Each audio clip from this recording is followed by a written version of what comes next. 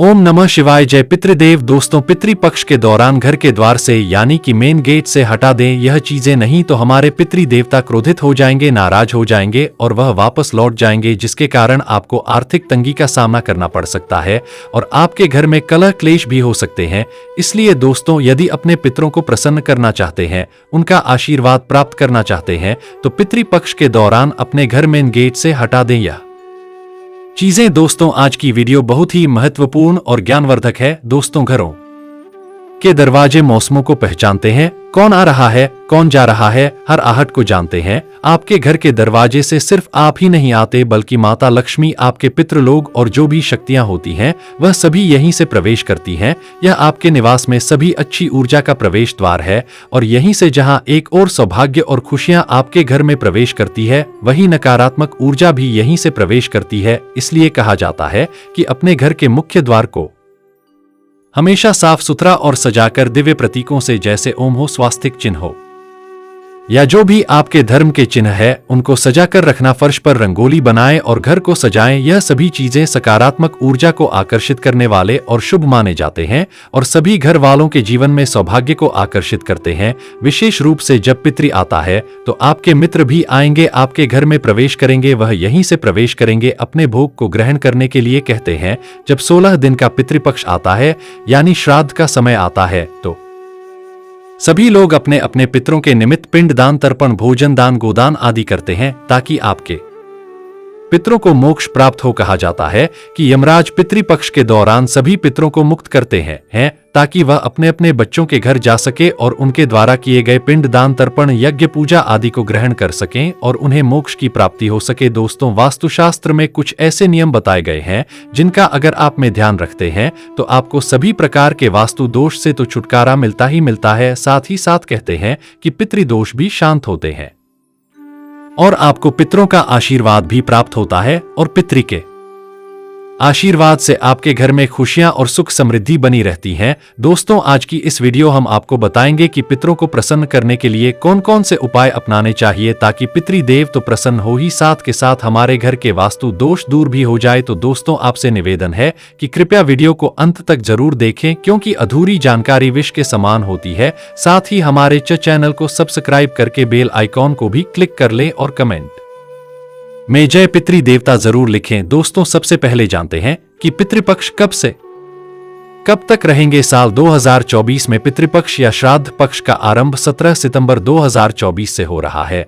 जिसका समापन 2 अक्टूबर के दिन सर्व पितृ अमावस्या पर होगा। दोस्तों, यह सब जानते हैं कि यदि चेहरे पर रौनक है तो समझो बंदा हष्ट पुष्ट है, खुश है। जैसे आपका चेहरा आपकी पहचान है, वैसे ही आपके घर का मुख्य द्वार आपके घर की पहचान होता है। तो अंदर घुसने से पहले घर के मुख्य द्वार की आज हम बात करेंगे। घर का मेन गेट आपके स्वास्थ्य, आपके धन, आपके सद्भाव को बढ़ावा देता है।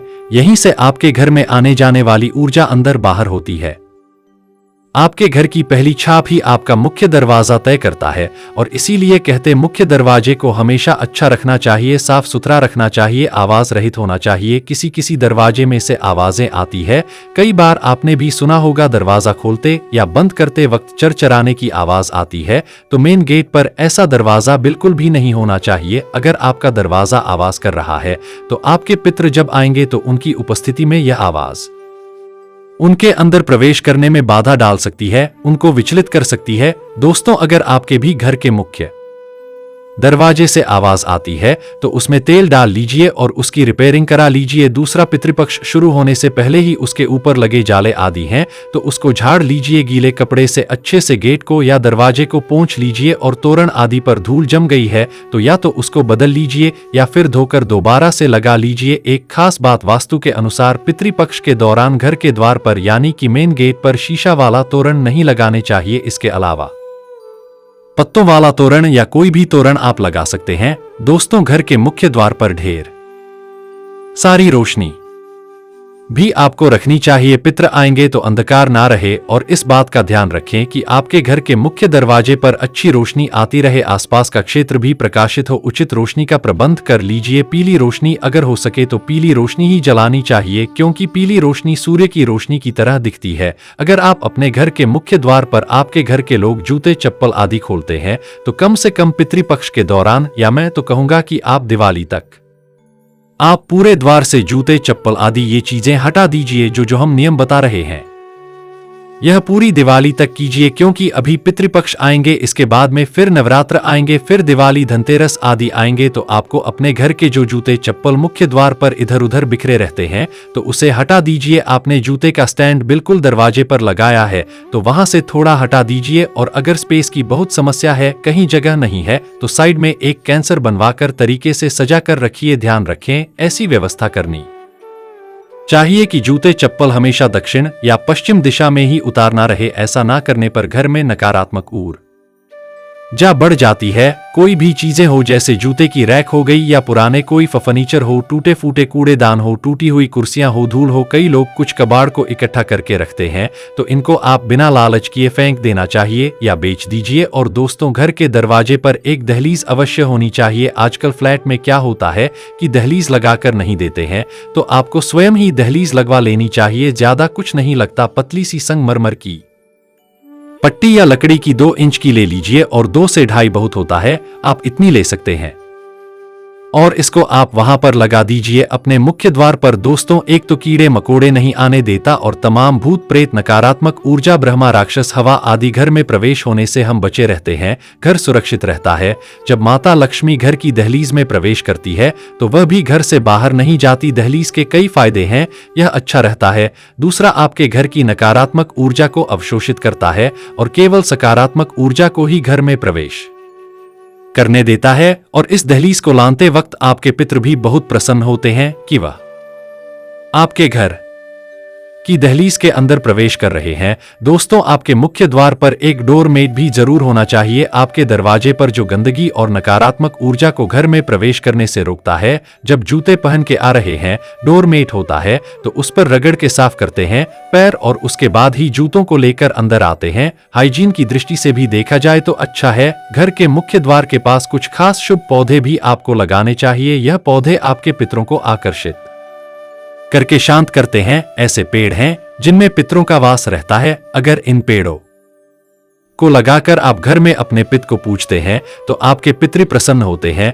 आपके घर से पितृ दोष समाप्त होते हैं। इनमें से विशेष रूप से तुलसी तो है ही सबसे इंपॉर्टेंट, साथ में पीपल, बरगद, बेलपत्र, अशोक के पौधे भी शामिल हैं। और जिस दिन आपके घर में श्राद्ध हो रहा है उस दिन सुबह सुबह सूरज भगवान को जल देने के बाद तुलसी में और इन पौधों में जल अवश्य दीजिए। अपने पितृ के नाम का दूसरा पौधा जो आप अपने द्वार पर पितरों को आकर्षित करने और पितृ दोष को शांत करने के लिए लगा सकते हैं, वह है बेलपत्र का पौधा। हम सभी जानते हैं कि बेलपत्र भोलेनाथ को कितना प्रिय है। इनके पत्तों में भगवान विष्णु और माता लक्ष्मी का वास कहा गया है। साथ ही साथ बेलपत्र को साक्षात पितृ कहा गया है, इसलिए पितृ पक्ष में यह पौधा जरूर लगाना चाहिए, इसका पूजन करना चाहिए ताकि आपके पितृ प्रसन्न हो जाएं। आप चाहे तो पितृ पक्ष में एक छोटा सा पीपल का पौधा गमले में लगाकर 16 दिन उसको सींचे और फिर 16वें दिन के बाद में महालया के दिन जाकर उसे किसी मंदिर में या स्कूल प्रांगण में या कोई धार्मिक स्थल पर लगा सकते हैं। देखिए दोस्तों, कैसे पितृ दोष से आपको मुक्ति मिलती है।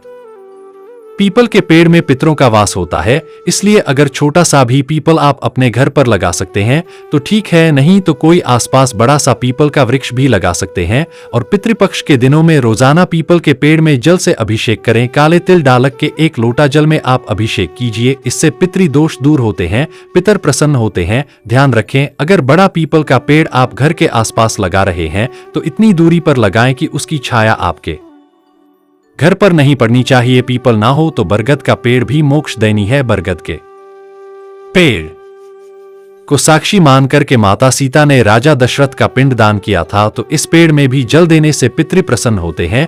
दोस्तों, अशोक के पेड़ में भी भगवान विष्णु का वास माना गया है, पितरों का वास होता है। इसलिए अगर हो सके तो इस पितृ पक्ष में आप अपने घर के मुख्य द्वार पर एक अशोक का वृक्ष लगाइए, इससे भी पितृ बहुत प्रसन्न होते हैं और आपके घर में सुख समृद्धि बनी रहती है। साथ ही साथ घर में सकारात्मक ऊर्जा को आकर्षित करती है। पर ध्यान रखना चाहिए, कोई भी कांटेदार पौधे ना लगाएं, जैसे कैक्टस हुआ, बोगनविलिया हुआ या नहीं लगाना चाहिए। दोस्तों, पितृपक्ष में आपको एक बात का और ध्यान रखना है, कोई भी टूटी फूटी चीज घर के द्वार पर ना रखें, जैसे कोई खंडित मूर्तियां हैं, खंडित बर्तन है, यह सब चीजें आपको अपने घर के मुख्य द्वार पर नहीं रखना है। नहीं तो कहते हैं कि घर आए हुए पितृ लौट जाते हैं। सिर्फ कचरे का डब्बा ही नहीं, झाड़ू भी, बाहर की झाड़ू। कई लोग बड़े मकानों में रहते हैं या अपने अपने मकान में रहते हैं, तो वह क्या करते हैं, बाहर जो रोड पर झाड़ने की झाड़ू होती है उसको द्वार के सामने ही फेंक देते हैं। ऐसी गलती आपको नहीं करनी चाहिए। आपको इस झाड़ू को हमेशा साइड करके कहीं पर भी दक्षिण दिशा की ओर रखनी चाहिए। पितृपक्ष में विशेष रूप से ध्यान रखें, घर की झाड़ू आपके द्वार पर ना पड़ी रहे और ना ही आपको नई झाड़ू, अगर टूट भी जाए तो मैनेज कीजिए। पितृपक्ष में नई झाड़ू आपको नहीं खरीदनी चाहिए। दोस्तों, कई लोग धोने के कपड़े की बैग ही रख देते हैं। जगह की कमी से भी अगर धोने वाले कपड़े या गंदे कपड़े का बैग दरवाजे के सामने रखते हो और घर पर आपके श्राद्ध के लिए ब्राह्मण आने वाले हैं, पितृ आने वाले हैं, आपके घर में श्राद्ध निकाल रहे हैं, तो यह आपको गलती से भी नहीं करना चाहिए। कहीं कहीं पैकेट में आप रख दीजिए, लेकिन आपको घर के मुख्य द्वार पर नहीं रखना चाहिए। और घर में पिंड दान हो, तर्पण हो, ब्राह्मण भोजन हो, इसकी व्यवस्था अवश्य करनी चाहिए। दोस्तों, ध्यान रखें, अगर कुछ भी नहीं कर सकते हैं तो कम से कम दक्षिण मुखी होकर के इस पितृपक्ष में अपने पितृ के निमित्त आपको एक लोटा जल अवश्य अर्पित करना है। किसी भी प्रकार की कंघी हो, उलझे हुए टूटे बाल हो, यह भी आपको द्वार पर नहीं फेंकने चाहिए। यह पितरों को जाने अनजाने बहुत कष्ट देते हैं, इस बात का ध्यान रखें। और कई लोग पितृ पक्ष के दौरान अगर आपके टूटे हुए बाल उनके हाथ लग जाएंगे तो वह आपको जीवन भर के लिए बांध भी सकते हैं, इसलिए ध्यान रखना है। छोटी बातें। दोस्तों, पूरे पितृपक्ष में आपको अपने घर के दक्षिण दिशा में एक दीपक अपने घर के मुख्य द्वार पर अवश्य जलाना है। पितरों के नाम के शाम के समय जलाना है। या तो आप दक्षिण दिशा में जला सकते हैं या घर के मुख्य द्वार पर दक्षिण की ओर बाती करके जला सकते हैं। आपके घर में सकारात्मक ऊर्जा तो बढ़ेगी ही और नकारात्मक ऊर्जा दूर होगी, दुष्प्रभाव घर में प्रवेश नहीं कर सकेंगे। साथ आपके पितृ शांति से आराम करते हैं, उनको तृप्ति होती है। और इसीलिए दोस्तों, पूरे पितृपक्ष में आपको अपने घर के मुख्य द्वार पर शाम के समय संध्या काल में एक दीपक अवश्य जलाना है। तो दोस्तों, इस बात का ध्यान रखिए, पितृपक्ष शुरू होने से पहले ही अपने घर से जो मैंने चीजें बताई हैं इनको अपने द्वार से हटा दीजिए। नहीं तो कहते हैं कि इन चीजों से भारी पितृ दोष लगता है और आपके पी आपसे रूठ जाते हैं। तो दोस्तों, पितृपक्ष का समय है, सभी पितृ अपने अपने बच्चों के पास आते हैं अपने अपने भाग्य को मांगने के लिए। थोड़ा सा जल उन्हें सच्चे दिल से अवश्य अर्पित कीजिए। हो सके तो पिंडदान तर्पण उनके निमित्त अवश्य कराइए। अमावस्या का श्राद्ध कीजिए, महारानी श्राद्ध कीजिए, महाभरणी श्राद्ध कीजिए, पंचमी का श्राद्ध कीजिए, जो भी आप कर सके। दोस्तों, अपनी श्रद्धा शक्ति के अनुसार उनके निमित्त थोड़ा सा गौचारा का दान कीजिए, गोदान कीजिए। आप अपने वजन के बराबर अगर भारी पितृ दोष लगा हो तो आप तुला दान कर सकते। दोस्तों, इस तरह से छोटे छोटे उपाय अवश्य करें और फिर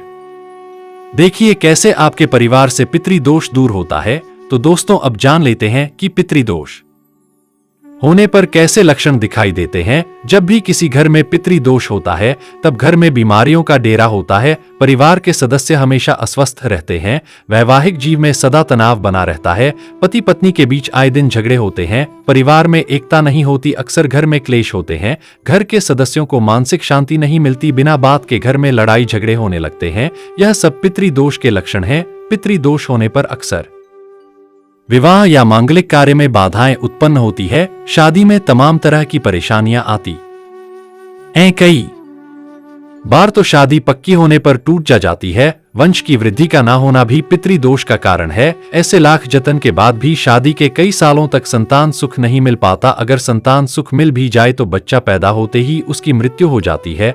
पितृदोष होने पर नौकरी और बिजनेस में अक्सर घाटा होना, कार्यस्थल पर आर्थिक के साथ मानसिक परेशानियां झेलनी पड़ती है।